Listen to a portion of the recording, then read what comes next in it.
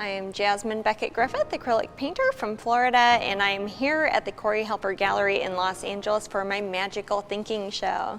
Actually, the first big-scale sculptural installation I've ever done. Usually I do a lot of figurine designs that are very small, and this is kind of me taking that to the next level by doing a much larger than life-size figurine, but she is a big sculpture. I started off designing her as a very small little maquette that I then put into a 3D scanner, and there is a giant robot that carved her out, and since then she has been hand painted and covered with plaster, and we have taken my little painting into this giant three-dimensional representation of her. We also have a painting here at the show that is the fine art version of her that is here at the Magical Thinking show on the other side of the wall. We might get to see her later, I don't know. But this is my idea of how she would look if she was in our real 3D world. So it's kind of really cool to get to see her as if she really existed in our three-dimensional space. I'm very excited about her. So she has been carved out in a variety of multimedia. Started off as a very small sculpture, and then she was carved into a composite foam. She's been plasterized and hand painted. She has polyurethane on the outside and has turned into this magnificent installation that we see today. It makes me kind of very happy to see her in person. I realize how big the heads of my characters are when I see them in real life, how big their eyes are compared to actual human eyes, so it's kind of neat to see. And we've kind of kept with the blue willow theme that you'll see in a lot of my artwork. We've kind of kept the porcelain theme going on with her tail, and you'll see that reoccur in a lot of my paintings as part of the show. And her name is Porcelina, which is based off of the Smashing Pumpkins song about Porcelina of the vast oceans, who I always took to be a mermaid. So that is part of what she is inspired by. If I saw it in a museum, I would like to stand in front of it and look at it for a long time because a lot is happening in this painting. It's called Dress of Sinners, Dress of Saints, and it has a lot of characters I have seen specifically in Europe in different altarpieces, church decorations, and some of them are sinners falling into hell and some are saints ascending to heaven. And it also has some really neat backgrounds that are taken from, inspired by some of the Johann Patinir backgrounds that were from 1500s, where they always had these weird mountains and stuff, and it's like, oh, that's what heaven looks like, but that's what hell looks like because it's slightly on fire. It's kind of my idea of having two characters in the middle that look like girls I would normally paint, but if you look at her dress, it kind of turns into little angels and saints, and hers turns into all these terrible little goblin monsters and very exciting things happening with fires and clubs. And I have spent 13 months on this painting, not every day. I'd work a couple days a week typically on this one, but it is the largest painting I have done and certainly the most detailed. I'm very happy with how it turned out. I'm totally keeping a print of this one and keeping it in my studio. And again, I had found this frame and I was like, oh, this is a great frame. It's an unusual size because it's like a 2:4 ratio. It's 48 inches wide, 24 inches high, so it's got a very wide format. So you can kind of look at it as a narrative. It's like starts off here and you've got the sinners and they're going to hell and all that, and then you've got this slightly more empathetic looking character, and this is kind of the saints, and there I've got angels, and I put St. Anthony in a little hut back there, and if you go look, there's some little houses and churches, and it goes off into the storm that's turning into the clear ocean. So if you watch it and look at it as a narrative from left to right, you can kind of see where the characters are going through their story and where they're ending up. And there's a tiny Jesus in the middle with a rainbow, and I just like that part. Well, my Magical Thinking show actually combines a lot of underlying themes that occur throughout my artwork in general.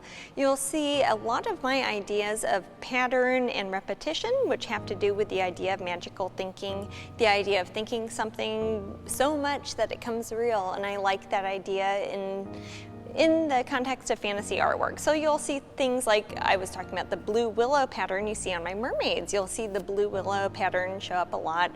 I think that's an interesting sort of cultural east versus west sort of thing that comes up a lot, and you see that appear in my artwork very often.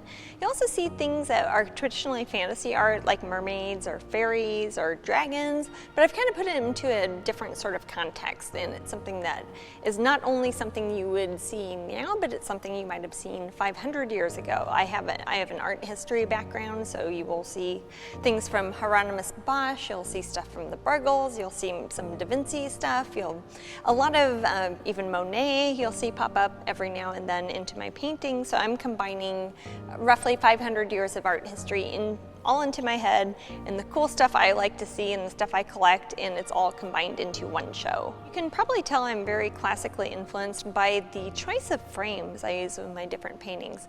Sometimes I will choose a frame first and decide what sort of painting I think would look good in it.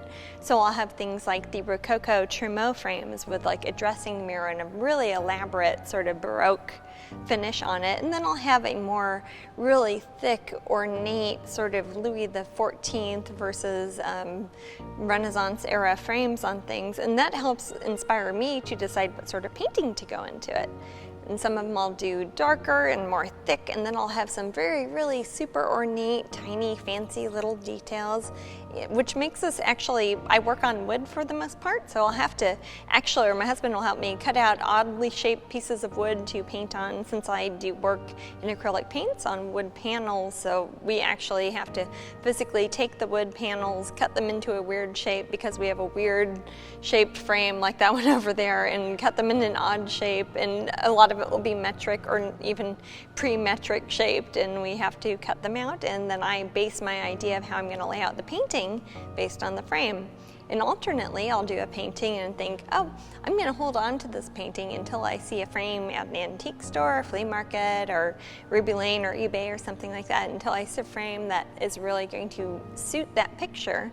So I kind of work both ways, but framing is always a big part of my painting choices.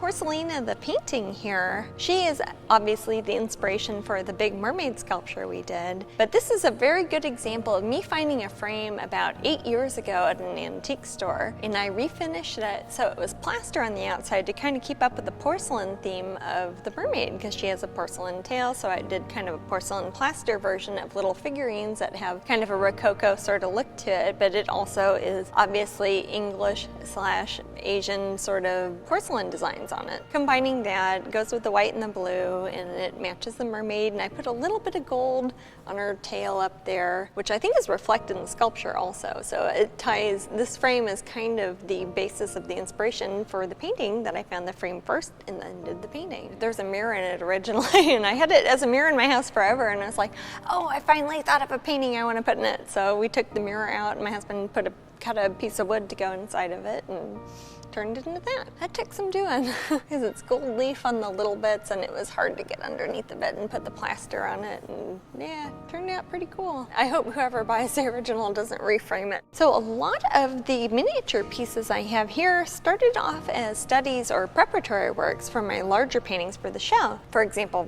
here's one that has the mermaid. She was a little tiny mermaid I did, and I was like, oh, I like that mermaid. She's kind of got the porcelain tail thing going on. I would like to turn her into a larger thing. At the time, I didn't know I would do a whole painting of her and then a whole giant mermaid sculpture of her. So this would be a good example of something that I started off as a preparatory work and turned into a full-size painting.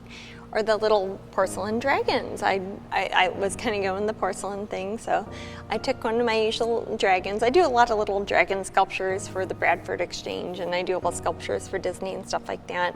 And I wanted to do one that was kind of like, instead of out of resin or plastic, was made out of porcelain. So I kind of took the blue and white porcelain design on that, and that led to I have a painting off that away that's the porcelain, I think it's called Blue Willow Dragonlings, with a fairy that has little dragons made of porcelain. And so I'll take these and we'll cut them down if they're not the right size, and I will finish them off like they're a regular painting, and they will turn into a mini painting. And that is a real possum that lives in my backyard. He lives underneath my air conditioning machine. Quite a lot of these, if you'll see, there are elements of my larger paintings I've done, but I like to keep them and frame them in elaborate frames. And so if somebody maybe isn't able to snag the big full-size painting, they get some of the original studies that were originally sketches that I finished off and painted to the level of detail I'd do in a full-size painting. This is the Isle of the Dead, and some people might see this painting and think it looks familiar to them because the Isle of the Dead, mine's based off of the Arnold Böcklin, B-O-C-K-L-I-N painting. It was the idea of an island in the middle of the Mediterranean that people have painted over and over again for like the past 500-600 years as what would be a tomb. It would almost be like a mausoleum in the middle of the ocean, but I kind of took it as opposed to like dead people as to things that have either been extinct or may not have existed. If you see trilobites that are they're long extinct. You see little dinosaurs. I've got a Rhamphorhynchus, I've got a pterodactyl, and of course a mermaid. Things that aren't necessarily alive, but they aren't necessarily dead.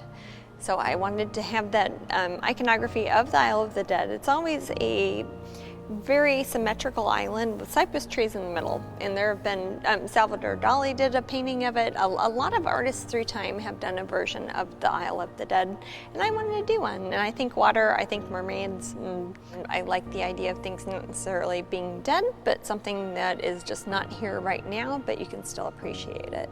But this is a very good example of the recast frames that we use for paintings, and it helps make the whole picture stand out a lot more. I like this one a lot. The painting itself is called Monarch, and it has a lot of meanings behind it. First of all, it's a Louis XV frame.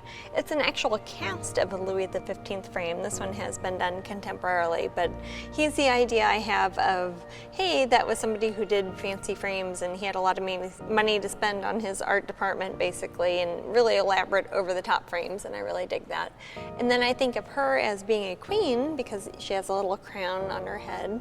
And then I think of the monarch butterfly, so I've kind of made her dress out of that. So including the frame, her dress, her hair, the butterflies, it all ties together to my idea of what a monarch is. Also, I like the idea of having like a bright red, fiery kind of background with kind of the cool blue sort of colors of the blue morpho butterfly, which is my favorite butterfly, and I have quite a few specimens of those also.